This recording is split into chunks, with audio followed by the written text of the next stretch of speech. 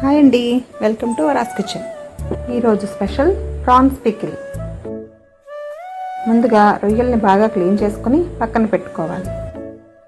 ఒక కళాయిలో క్లీన్ చేసుకుని రొయ్యలు వేసుకుని 2 స్పూన్లు పసుపు, 2 స్పూన్లు ఉప్పు వేసి కలిపి మూత పెట్టుకోవాలి.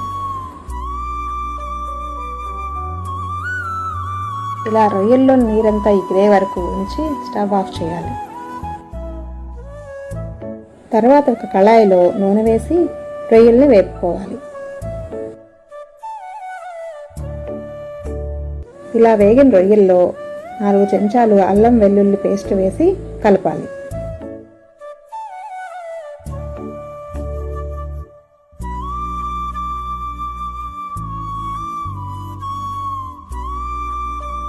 అల్లం వెల్లుల్లి వేగాక 5 స్పూన్లు కారం, 3 స్పూన్లు ఉప్పు, 4 స్పూన్లు పొడి మసాలా వేసుకొని కలిపి స్టవ్ ఆఫ్ చేయండి.